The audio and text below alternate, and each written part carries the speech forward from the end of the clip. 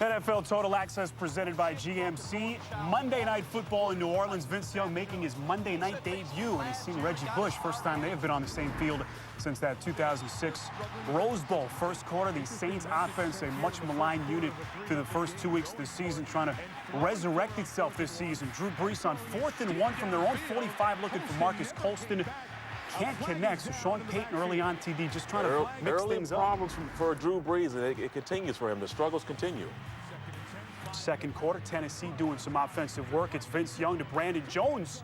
Boy, right up the gut against that New Orleans defense, 35 yards for a touchdown. Say he can't throw the football. Yes, he can. Nice arm. The Saints at that point just listless as the Titans would build a 10-0 lead. New Orleans has it, 2nd and 10. Short pass to Deuce McAllister here, but keep your eye on McAllister. He goes down awkwardly on that left knee. You see him come down, TD, and that's a scary situation. Keith Bullock lays the smack on him. McAllister would leave the game, go into the locker room for x-rays.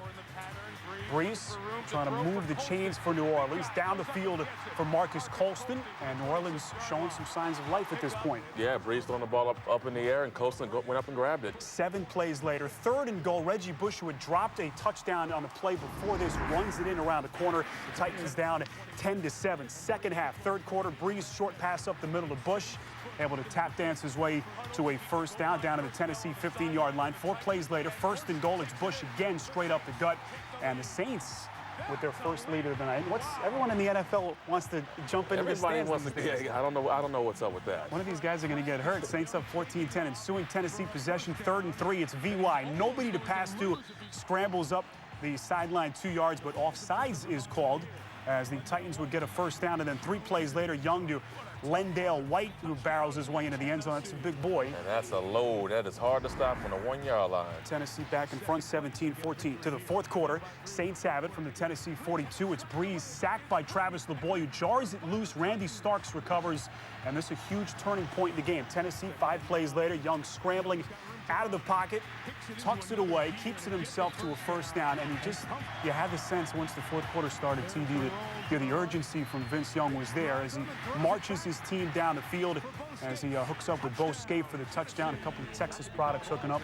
Tennessee up 24-14, and a lot of long faces on that New Orleans side. What is going on?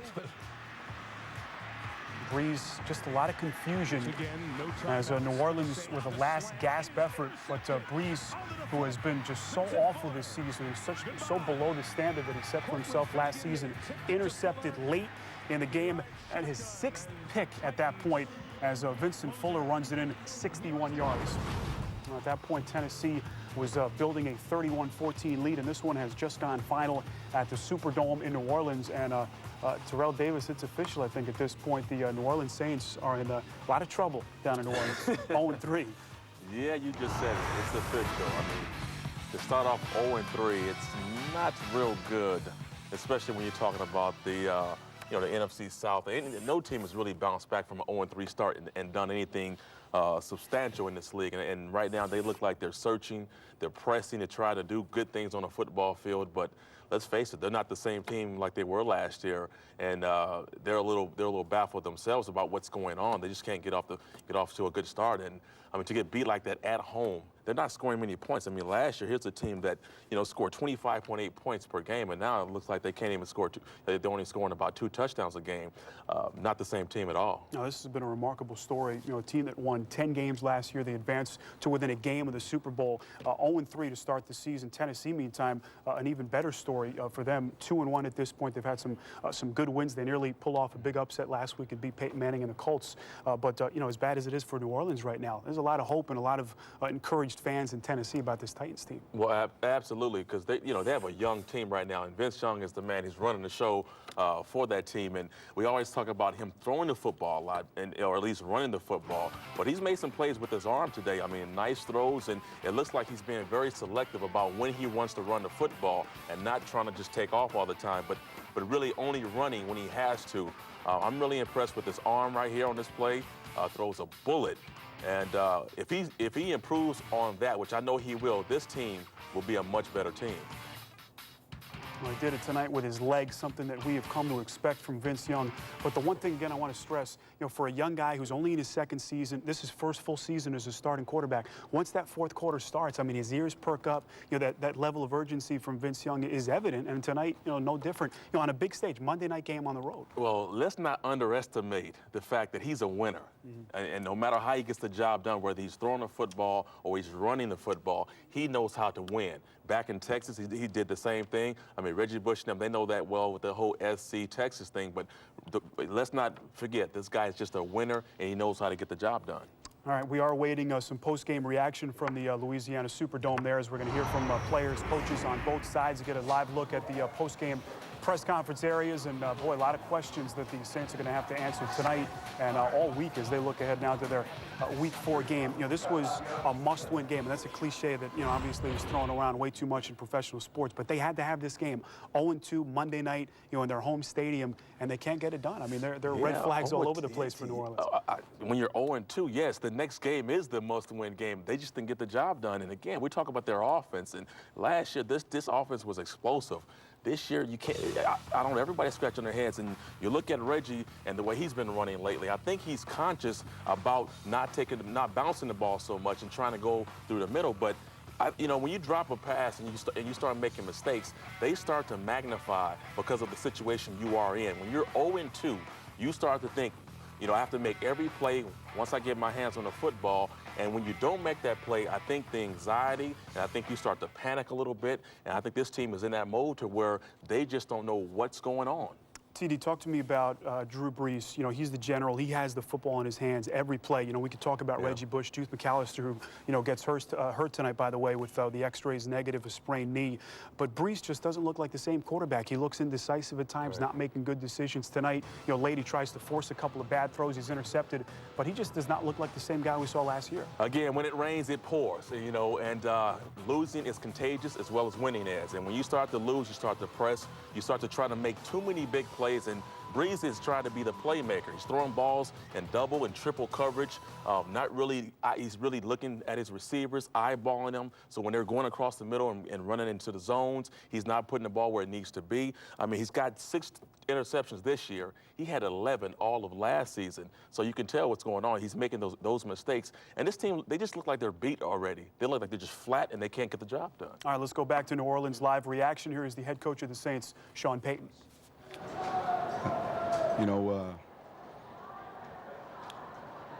When we scored that touchdown in the third quarter, we were able to, I think, capture some momentum and give ourselves a lead. We got banged up a little bit at some positions. I'll know more on some of these guys tomorrow with their injuries. But it's tough. Tennessee did a good job tonight. We credit them. This is a tough one. We thought we had a good week of practice, and there's some things that took place in that game that hurt us, obviously, in the second half. And once they scored on that go-ahead drive, it got away from us. And there are some things that I got to do a better job with. I take responsibility, obviously, for going for it on fourth down in the first half. Just trying to create some momentum right now, and that's been something we've lacked. I thought we had a little bit of it in the third quarter, but it dissipated after the kick return and the touchdown to put them back in the lead. So, any questions? Let me look at the tape and see. I thought there's times we did some good things. It seemed like he had a lot of pressure, talking about Drew, so. Hey, Coach. Sean, last year you were such a dominant offensive team. What's most disconcerting about the way that side of the ball is performing? Well, it puts more pressure on your defense. They're on the field longer. We've been able to play a complementary style of football here, and when you have your struggles like we have now, there's more pressure put on the defense on each possession. You lose the time of possession battle. You don't rush for the yards you'd like to rush for, so those things all kind of go hand in hand. Back here, Coach. Coach Payton, right back here. Talk about Deuce McAllister, left knee injury. What's the status right now? Yeah, well, I'll know more about it tomorrow, just like I said at the onset. We'll report where we're at after we get a chance to see these guys. Obviously, it's disappointing to lose a player like him in the game, and you know, we had to function and go on without him, but I'll know more about it tomorrow. Sean, can you talk about your team's difficulty with getting pressure on Vince Young? It's 3 games in a row now. We haven't gotten a lot of pressure on the quarterbacks. Well, there was times where we rushed 5. You know, we rushed 4 most of the night. You know, it's a good team we're playing. It's a good offensive line. Obviously, he's a guy that, you know, we said at the beginning is a tough sack. You know, he escaped at times and made some plays with his feet like he does each week. You know, again, that's one of the things, though, is you just look at it and the pressure they're getting and the pressure we're getting. You know, we got to do a better job there, and that's just part of many things that we got to improve on. It's a good point, though. Coach, that touchdown drive in the third quarter just looked easier than anything you've gotten this year. It looked sort of like last year. What was different on that drive as opposed to anything else we've seen so far? Well, I think your question was about the drive in the third quarter. What was different? You know, we converted some big third downs, and you know, we had some balance, I think, run and pass. So that's the first thing that comes to mind. Sean, last play, right here in front of you. Last play of the third quarter, Drew was kind of reckless, throwing himself to the defense, taking on 3 defenders, trying to get the first down on third down. Appeared he got hit in the head. He fumbled on the next play, had several interceptions thereafter. Was he suffering some kind of effects from that contact, did you think? Not that I'm aware of. You know, nothing that he said to me. You know, he's a competitor, and he understood the significance of that particular first down, and but none that I'm aware of, Ed. Coach, over here, is it, after 3 losses like this, is it time to panic or get really concerned now about what's going on here? Well, it's obviously time to be concerned. I don't think panic's the word. I mean, you know, we're trying and digging, and we're going to continue to work to get our first win. We're never going to panic. So we just got to keep fighting. We got to keep working, and you know, we've got a long week and a half, 2 weeks now to sit with this and get ready to play a divisional game in Carolina in 2 weeks. So, you know, maybe this bye's coming at the right time for this team right now, but we're needing to get our first win bad. And so, you know, I'm going to do everything I can. Our coaching staff the same way. Get these guys going. Play Carolina, and that's the first step. Sean, can you foresee yourself making changes to the starting lineup heading into Carolina, or you kind of have it in your mind, these are the 22 guys, barring injuries, that I'm going to stick with? Well, I don't. I think it'd be premature for me tonight after this game to talk about lineup changes. So let's just see where we go and evaluate the tape a little bit and see how these guys played. And let's wait and see. Coach, last year after all the great feelings and you guys feeding off the crowd and then feeding off of you, was a bit of a jolt to hear them boo tonight for the first time in a while? Well, you know, they're frustrated. They want to see us do well. They've been tremendous. You know, I've said this before. We've got a strong fan base here, and they've been a big part of this team's success a year ago, and you know, they grow impatient just like we do. So that's part of the deal. You know, I think we've got a ton of support here. Coach Payton back here. It seemed like when you guys opened the game up a little bit and got the ball to Marcus Colston that you tried to do some things happened. Are you going to, in the game against Carolina, are you looking to get the ball to Marcus just a little bit more? We'll see. We start studying Carolina tape this week, and you know, we started spreading this team out. We played tonight a little bit more in hopes of opening up some running lanes. You know, we had some success in the third quarter with that, and after that, it was minimal. Are you going to be working on the run game? Yep. Coach, down here, so many explosive plays for your offense last year. What's the best explanation for their absence so far this season? Well, you know, I don't know if there's one specific thing you can look to. I mean, obviously, you know, you've got to be able to protect and give this guy some time. You know, he's he's a real accurate passer. And tonight he got hurried some.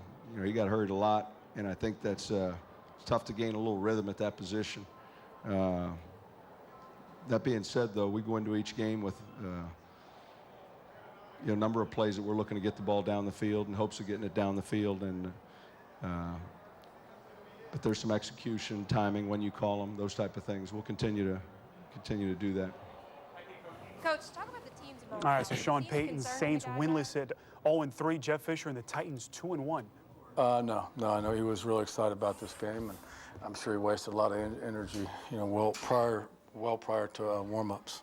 Can you talk about Albert? He seems to be as disruptive as ever. He's playing well. He's off to, I think, the best start of his career, and very disruptive inside. We didn't particularly load the line of scrimmage. We handled it fairly well with our front seven, if you will, and Albert was a big part of that. He was just dehydrated and cramping, so we went in and gave him an IV and came back, was fine. He came out throwing with a lot of confidence early on. I'm sure you've seen the tape of the Saints giving up a lot of passes. Was that designed? It had nothing to do with it. The Saints have a good defense, and they have a good secondary, talented team, and we felt that they were going to load up against us and try to take the run game away, and we just felt like we needed to put some balls down the field, and fortunately Vince hit them. You seem to see their offense on the flip side struggling the way it is in 3 games. Again, it's very talented. When you get what we did is we put them in a one-dimensional game at the end. But no, they're talented, and they'll pull out of this. They've got a well-coached, talented group on offense. What did you think of your defense? I've been pleased. I mean, we're not, we've improved, but we still have a lot of things to work on. We had some opportunities to get off the field and didn't. We gave up a couple plays, but fortunately we got the turnovers. And one of the things that we did do tonight is that we tackled well, and we talked about having to tackle. And I thought Jim and the staff did a great job emphasizing tackling and flattening backs out using the sideline. Okay, thank you. We'll bring Keith Bullock and Vince Young in here. Jeff Fisher's post-game comments live from the Louisiana Superdome. And for any person who doubts what a tough league and the parity that exists these days in the NFL, this is the 7th straight season now in the league that a reigning division champion has started the next season 0-3. You see the previous 4 teams before New Orleans, Tampa Bay last season, the Packers in 2005, the Chiefs and the New York Jets back in 2003. And TD, you could speak to this. I mean, you win a Super Bowl with the Broncos in 98, 1999. You guys start out 0-4. I mean, you you get a little fat. You have some success, and you come into the season, and you think you're going to do the same thing during that year, but things happen. I mean, guys are gunning for you now. They know that you are the champs, and you've got to play every game like it's a playoff game. And I just remember going through that stretch where we couldn't win a game, and we started to press. We started to question our abilities and how we can do as a football team. And it's a miserable time. When you don't win in this league, it is not a fun time. The coaches, everybody gets a little tight. You can't have as much fun as you used to have. And, these guys are not having fun right now. At 0-3, it doesn't get much easier than that.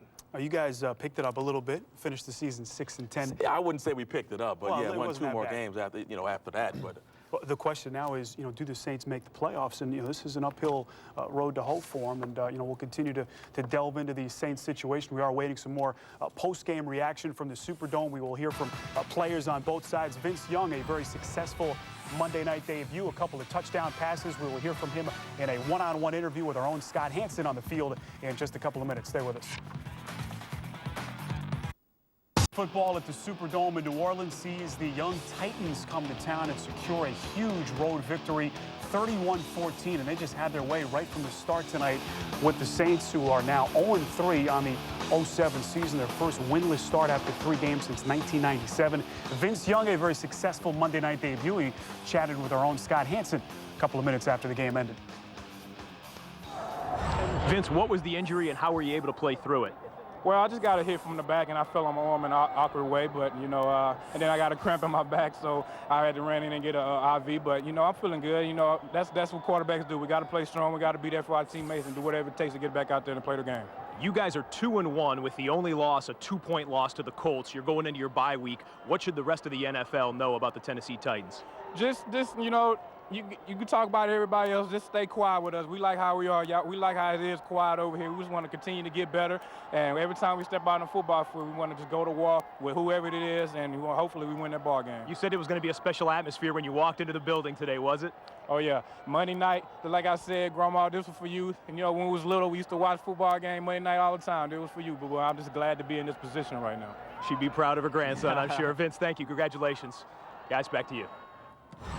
Scott Hansen working the field there post-game in New Orleans. You know, Vince Young, we didn't even mention the injury. I mean, he had to go into halftime and get fluids at the intermission of this game, TD, but he just looks so poised. He's 10-6 now, his first 16 games as a starter. And again, his first taste of Monday Night Football, and he looked like a 10-year pro out there. I mean, it's a guy that's played in the Rose Bowl, played on national TV his entire life, really. He's built for the big stage, and he doesn't get rattled. He loves these games because he loves to show people, and all the doubters. I've doubted the guy a few times, and, you know, I thought this team would be about a 4-win team, but now I'm starting to have to rethink my thoughts about this team. I think they might win about 8 games this season because Vince Young is such a presence. He doesn't really need to have a lot of guys around him. With that rushing game that they have there, they're running the ball very well, 175 yards a game average. And this team just keeps moving forward. And I love the way they just continue to move forward and win football games. And like he said, don't talk about them because they like to be in the cut and let everybody else talk about those other teams. No pressure on them. They go out and play well every week. And, you know, he's been able to do this with really, you know, a no-name group of wide receivers. Eric Moulds, you know, certainly he's had a distinguished career, but he's on the back end of it. You know, he's an older guy. Brandon Jones, you know, one of the younger wide receivers that they have, guys like Roydell Williams. I mean, these are, you know, guys still trying to prove themselves. What is Vince going to look like when he gets some proven wide receivers? Well, it sounds like McNabb a little bit. They're 2 quarterbacks who are very good, but they make the best of their situations. I mean, very skilled. And they don't make excuses about who they have playing, you know, with them. They just go out there every week and play extremely well. But again, with that running game, that allows him to settle down, not have to panic or not have to throw the football a whole lot, and rely on that rushing game in order for him to be successful. I think that's what he relies on, you know, quite well. And with that team is just, I mean, I don't know. I think their upside is tremendous right now. No, they're looking pretty good. 2-1. Vince Young throwing for 2 more touchdowns on Monday night, giving him 3 for the season. He's run for another score, and he and the Titans go into their bye week now, sporting a 2-1 record. A lot to talk about with Week 3 officially in the books. We will update you on some of the key injuries around the NFL when NFL Total Access presented by GMC continues.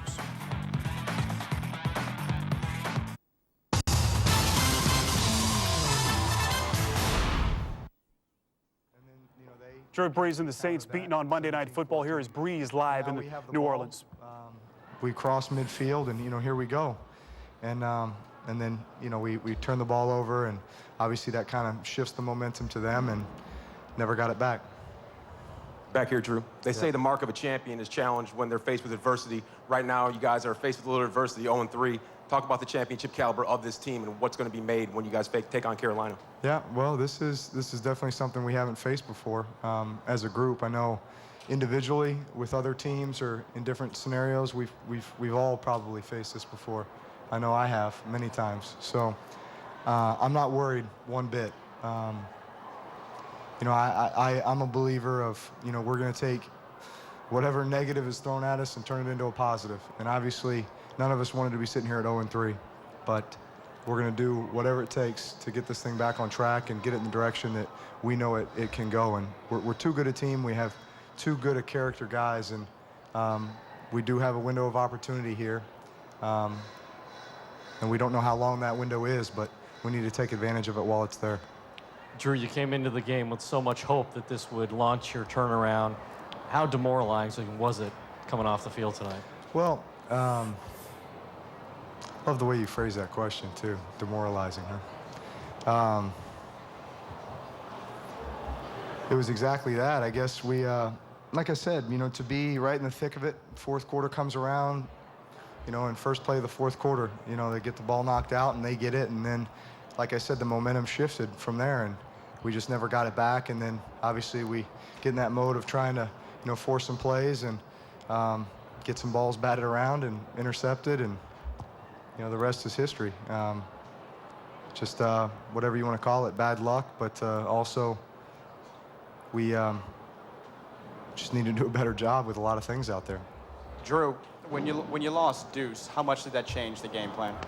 Well, you know, I still felt like we were, you know, into our game plan as far as our nickel run package and nickel throws, and I felt like we moved the ball, you know, very well. You know, we lost Deuce, I think, during that drive that we ended up going down and scoring, and then we came out and scored, you know, in the second drive of the third quarter, and so it seemed like we kind of had a little bit of our pace, our tempo, our rhythm back, and then the turnover started to happen, and that just put us out of it. Drew, what report involving Michael Vick as we take you around the NFL? The prosecutor in Surrey County, Virginia, where Vick has admitted to bankrolling a dogfighting operation, plans to present further indictments in the case to a grand jury on Tuesday. The prosecutor said he could not detail the exact indictments he will pursue, but the local investigation and the federal investigation largely focused on different crimes. Neither Vick nor his co-defendants or lawyers will attend the closed proceedings.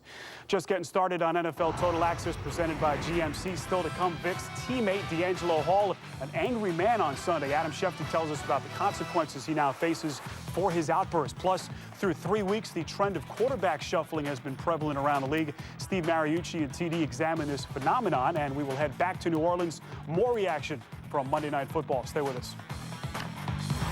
With the second choice, the New Orleans Saints select Reggie Bush. Breaks it to the right side at the 5. He's in. Touchdown, Reggie Bush. Got a man there. It's Reggie Bush, far side. He's got the catch at the 40. Jukes it coming to 45-50. He's gone. Touchdown, New Orleans. With the third choice, the Tennessee Titans select Vince Young. Young in the shotgun. Quarterback draw. He's going to try to get in. Touchdown, Titans. Here's Young's got the football. Looking left. Started out so slow. Both teams were feeling each other, trying not to make a big mistake in the first half. I think the key part of this football game, I know the play was no doubt. That was the play of the game. But the drive by Xavier Lee, remember, Saban gives Florida State the win, and they come out and start throwing the ball down the field. Served notice that Florida State was not going to just play conservative the second half. It is now number one's team. Xavier Lee.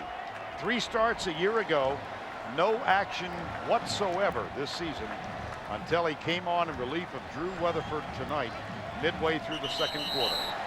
And he winds up 12 of 19 for 224 yards. The news our Adam Schefter broke Tuesday became official on Wednesday. Rex Grossman is out, Brian Griese in as the quarterback of the Chicago Bears. Is he happy with it? No. I mean, of course, guys all would like to start, but he'll be there in the backup role, and you never know. In the backup role, you're one play away from getting another opportunity. Rex will prepare the same way he always has. In regards to the move, let the high praise or second guessing begin. And the shutdown corner in Atlanta turned into the shout-down corner in Atlanta on the weekend. And D'Angelo Hall got hit with a heavy fine Wednesday by the Falcons. NFL Total Access starts now.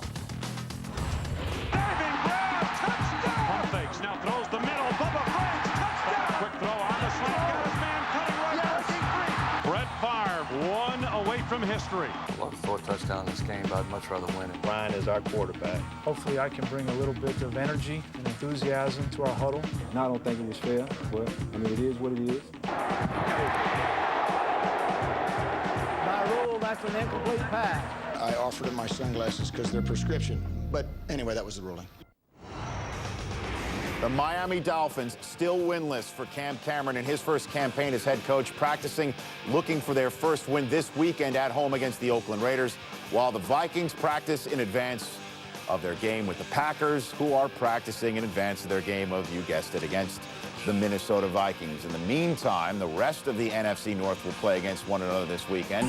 The Chicago Bears in Detroit, and Rex Grossman will be holding the clipboard at the outset. Rex Grossman, after another 3-interception game, the 6th of his career, to be exact. On Sunday night against the Dallas Cowboys, it was the last straw for a head coach that had been backing him tooth and nail in Chicago. But Lovie Smith made the move to Brian Griese Wednesday. You look at your roster, and if you don't like what's happening at the starting position, you look to the next guy in line, and that's what we did. So, to be truthful, I'm excited about having an option like this. with Brian. I had a good conversation with Rex, and it's a tough situation. You know, I've been where Rex is, and I had a candid conversation with him about that too. And I have a lot of respect for Rex and the way that he's handled it. And I know it's not easy, and he has every right to be upset and angry. But he has no animosity, which I really respect him for. I was surprised, but you know, frustration, and then you just got to, you know, move on and realize that at any point you could be right back out there. And if that's the case, I'm gonna, you know, try to, you know, play my best and you know, get a rhythm going. And you know, the frustrating part is, you know, I know this offense is close to getting a rhythm and clicking, and you know, I just wish I could have been the one pulling the trigger. So how is this all playing in Chicago? This is the page, the back page of the Chicago Sun-Times. Turnover is the headline with the picture of Brian Griese. And inside this edition of the Sun-Times, the venerable Chicago columnist Rick Tellender wrote that the benching of Grossman has brought the Bears back to square one in their search for the next McMahon. Quote, "All we have here is the official acknowledgement from Hallis Hall that the Super Bowl hunt is over. The moment of grasping for the crown has come and gone like a prairie storm. The quarterback-starved Bears are back in the swamp of yearning, the tar pit of mediocrity, the cesspool of dreams." And that's the way we begin this edition of NFL Total Access. My name is Rich Eisen. That is Rod Woodson, the cesspool. He doesn't go dreams. into locker rooms, Rich. Oh, really? No, yeah, he's one of those writers who's not going to the locker room. I don't know. Maybe, you know, Tellender's been around a long time. He also said that he thought the odds of Brian Griese being the answer to take the Bears back to the Super Bowl and win it was, quote, slimmer than Manute Bowl. That's what he said. What say you about this move? Well, you got to think, you know, Lovie Smith said, we're 2 games back already to Green Bay. And this is the reason they brought on Brian Griese last year. They brought a veteran quarterback who has completed 63% of his passes in his NFL career.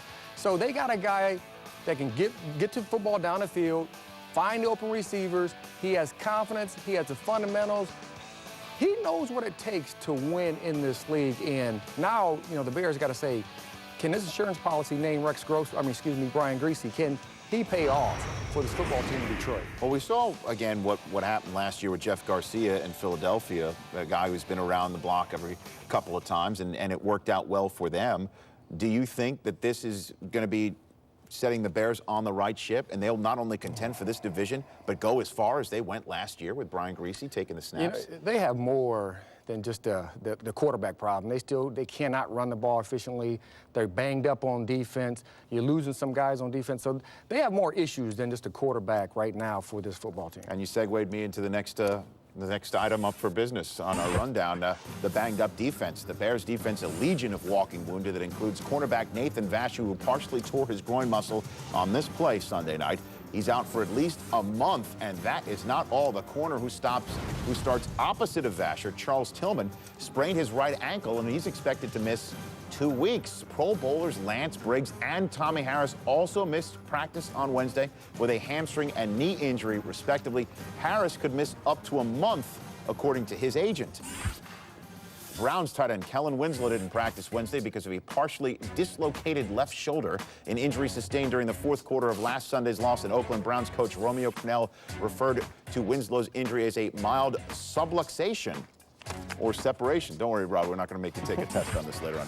Plexico Burress sure looked good in his injured ankle last Sunday in Washington, where his 33-yard touchdown scamper with 5 minutes and change remaining turned out to be the game winner for the Giants. But on Wednesday, he missed practice and wasn't even with the team.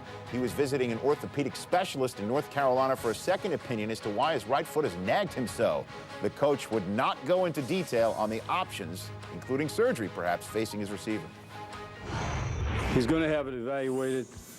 He's going to have exactly what your sheet says, hopefully some further recommendation as to what can be done to relieve the issue, because Plexico actually the other day said to us that, you know, he's got to practice. He's got to practice. He's not practicing, and he's coming into the games, and, you know, to his credit, he knows his assignments, but obviously he's not as sharp as he could be.